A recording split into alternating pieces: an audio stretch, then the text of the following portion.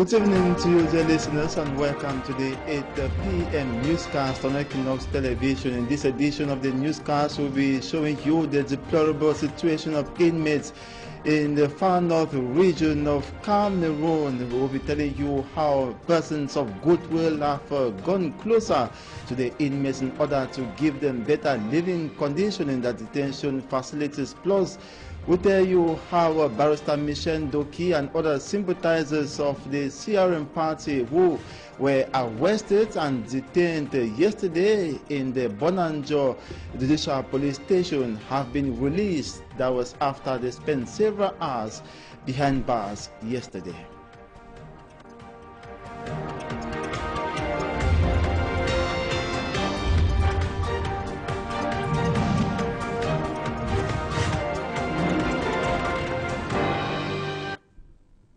Once again, good evening and thanks for joining me in this edition of the 8 p.m. newscast on Equinox Television. We'll begin by taking you to the far north region of the country to see the deplorable situation of inmates who have been incarcerated for several years. The working condition or the living condition is, however, deplorable, but persons of goodwill have moved closer to the inmates in order to give them better living conditions. We have details for me, Armstrong Sana. The lack of food and other basic necessities is now history to the over 2,000 inmates of the Marwa Central Prison. They now have reasons to smile after the visit of some men of God, accompanied by the Italian Development Corporation, in a bid to ameliorate the living condition of these prisoners and impact them with self-sustaining skills. The visitors offered beds, mattresses, freezers, sewing machine, didactic material, and more worth 40 million francs CFA. C'est un grand changement que nous allons vivre avec tout ce que vous voyez derrière moi. An important step which, according to the prison administrators, will go a long way to help the incarcerated even while out of prison. They also believe that the didactic material will boost the performance of the minors of Marwa Central Prison, who registered a 100% success score at the Certificat d'études premières, an equivalent of the first school living certificate in the Anglo-Saxon subsystem of education. The over 2,000 inmates of the Marwa Central Prison are grouped in 3 sectors, hosting men, women, and minors. We now take you to Kongsambatu in the Mongo division of the Little, where part of the main road has been eroded, and inhabitants of that locality have terminated death trap and equally saying that it has led to several accidents. Franklin Mwabe reports. The lack of drainage has led to the erosion of a considerable part of the Kongsambatu road in the Mongo division. The gravity of the erosion, which is gradually navigating into the center of the road, has been a major cause of accidents. These inhabitants say the road is dangerous as 2 vehicles can't ply the road at the same time. He further narrates that pedestrians and heavy trucks have fallen inside the ditch many times.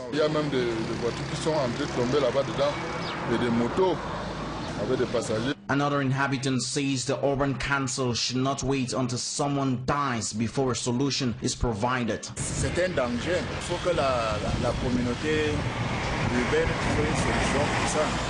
Ils n'attendent pas qu'il y ait les morts avant qu'on trouve une solution.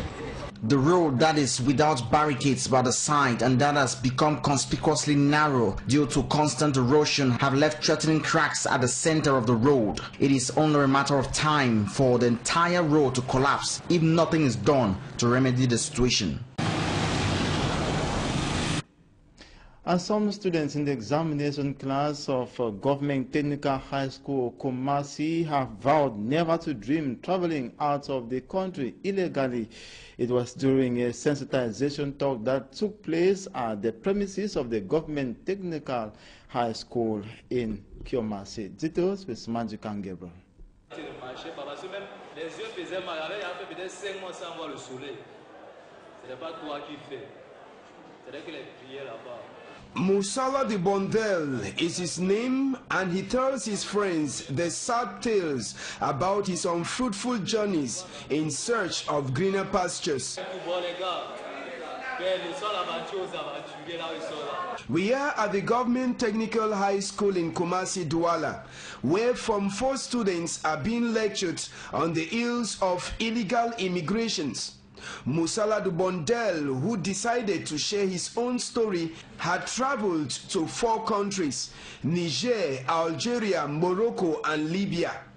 But Zabrata in Libya, he says he can never forget what he saw. On arrive à Zabrata, on survit, on ne vit pas. At Zabrata, it was the survival of the fittest, as at any time you could as well die.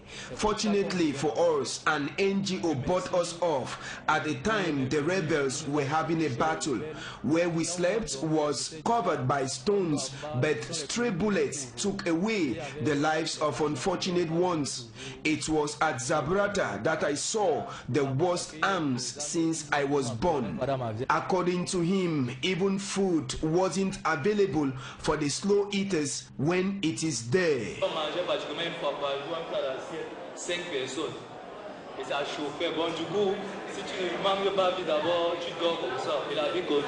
As the students keenly listened to the confession of the friends, at the end of the day, they vowed never to dream about going out. Illegal immigration is not good.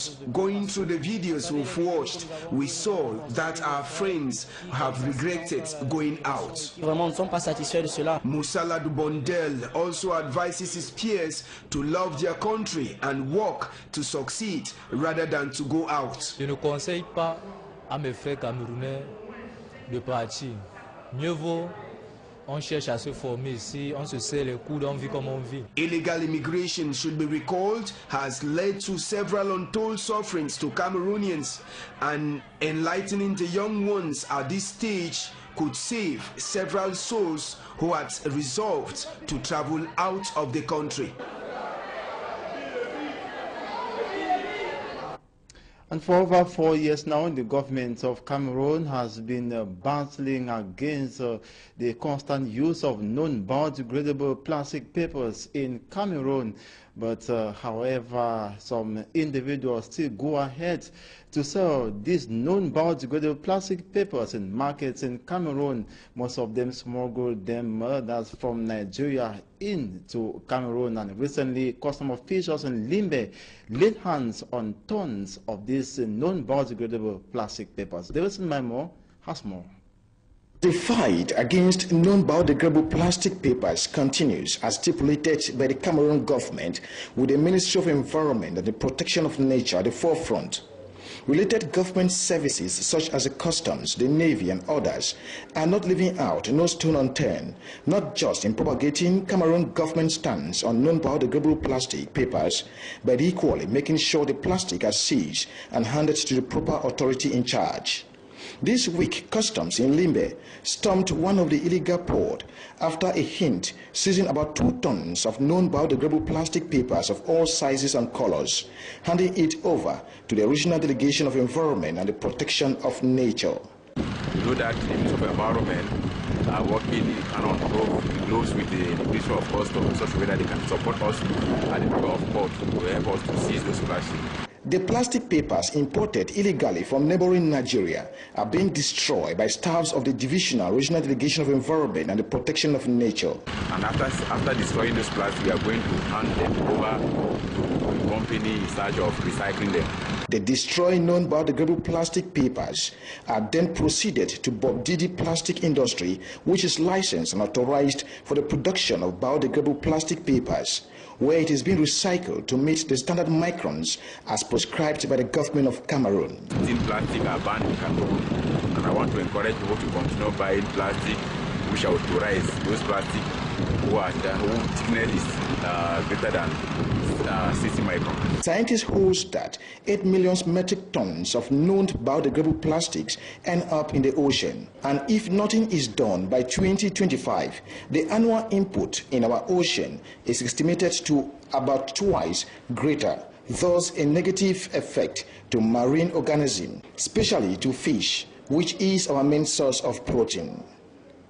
And in health, some youth volunteers working with the Nuela Lyonga Foundation charged with the sensitization of women on the danger of breast cancer and meeting in Douala Littoral region to encourage women and men go in for regular breast check-up so as to avoid cancer infection.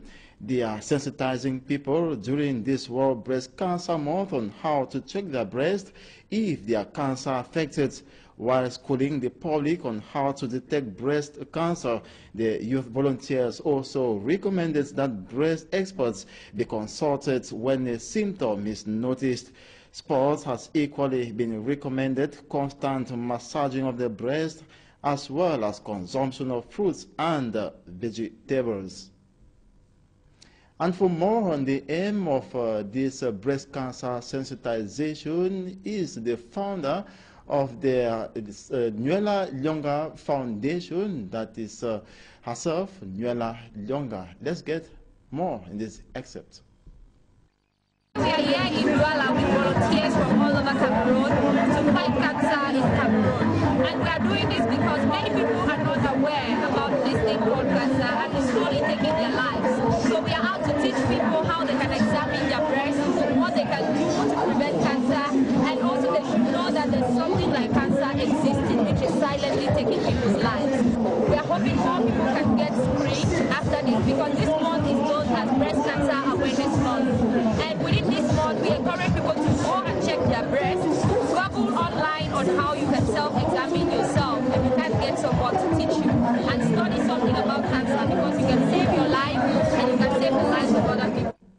And according to Nuela Lyonga, of course, breast cancer does not only affect women, it equally affects men, and she equally tells us more about the risk factors in this excerpt. Breast cancer affects men and women, and research has proven that more men are being operated in the hospital for breast cancer. So men, you should not stay there thinking that breast cancer cannot affect you. Examine your breast and be sure you're safe. Same for the women.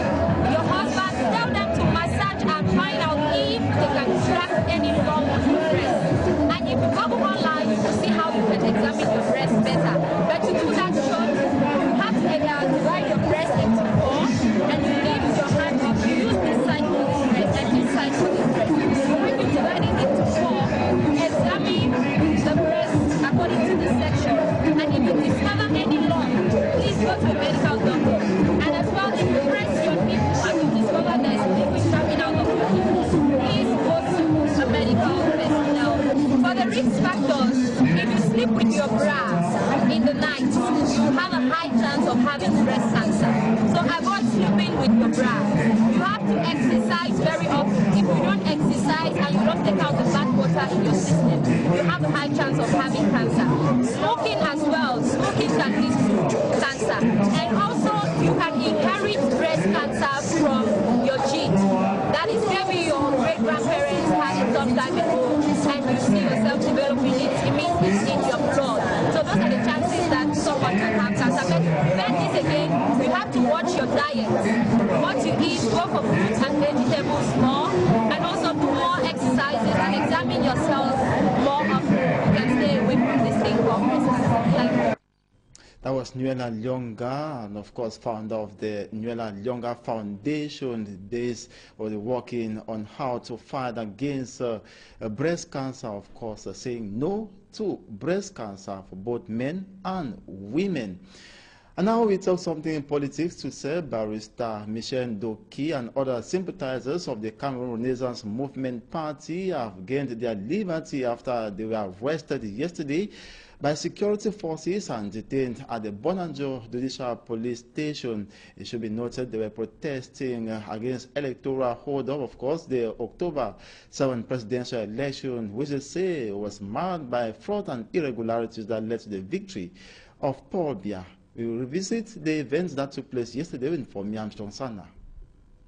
The peaceful street protest championed by sympathizers and militants of the Cameroon Renaissance Movement (CRM) party began in Bonabere Douala subdivision as programmed.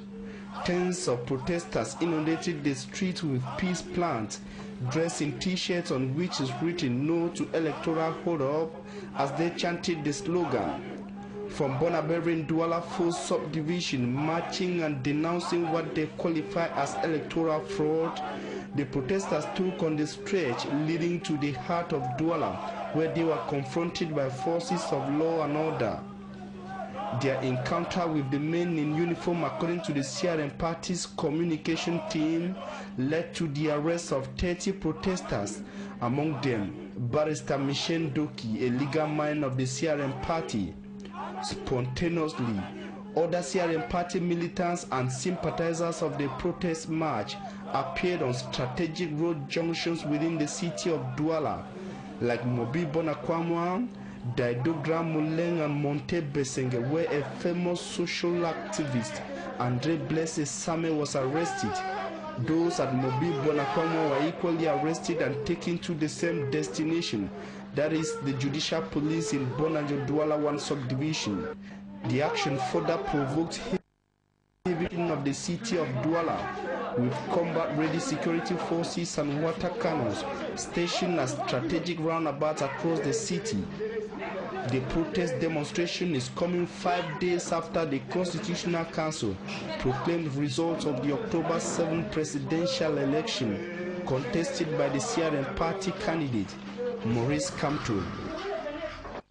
And that was how the peaceful protest march of the CRM party sympathizers took place yesterday in several localities in the economic capital, Douala. Just like I earlier mentioned, Barrister Michel Doki and over 30 other sympathizers of the party were released. That was hours after they spent behind bars at the Bonanjo Judicial Police Station. And similar situation was equally witnessed today as security forces were deployed in most areas to equally monitor if there will be any of such protests by the CRM party militants and supporters. We now continue to tell you how this was happening just a few hours after the Minister of Territorial Administration, Paul Atanganji, in the nation's political capital, refused or debunked that no political party should protest against Paul Biya's victory, and said that the October 7 presidential election unfolded hitch-free without any issue. Details with Babla Jonathan. Cameroon's Territorial Administration Minister Tanganji Paul dismisses allegations of fraud, other election malpractices and irregularities that the opposition said marked the October 7 presidential election. According to Minister Tanganji, the electoral process was fully satisfactory. The head of state gave firm instructions to the administration to put in place optimal measures to secure the entire electoral process so that elections, the main one in the life of our country, should hold in total calm and serenity. Elections Cameroun Elecam, the independent organ entrusted with the material organization of the presidential election, put in place all measures for the election to hold under the best conditions possible and in respect of internationally acceptable standards. These objectives were largely attained. He decried the self-proclamation of victory by the Cameroon Renaissance Movement, CRM presidential candidate Professor Maurice Kamto, and other acts of the legal mind and his followers, which the minister qualifies as illegal. Even as the said candidate, after deciding to abide by the rules, notably petitioning the Constitutional Council, before which he freely made known his arguments, he again derailed by contesting the verdict of the Constitutional Council, which is final. The candidate and his followers never stopped multiplying provocations and other dangerous acts on social peace by attempting to organize insurrections. He promised legal punishment to all those who will attempt to disrupt public order. All attempts to disrupt public order will be handled with firmness. Perpetrators, likewise those they would have incited in joining them, will have to answer before competent judicial institutions. All those who will attempt to violate the laws of the Republic will answer before the law courts and be rigorously treated by the same laws. Contrary to the Universe political party candidate Cabral Libi, who said the electoral process will end at the swearing-in of the president-elect, Minister Tanganji Paul said the process ended with the proclamation of results by the Constitutional Council. The Territorial Administration Minister, however, indicated earlier in his press statement that the electoral process would be crowned by the swearing-in of President Paul Biya, who won the election with 71.28% of the vote. And that's it for this edition of the 8 p.m. newscast on Equinox Television. Thanks for watching. Do have a splendid evening.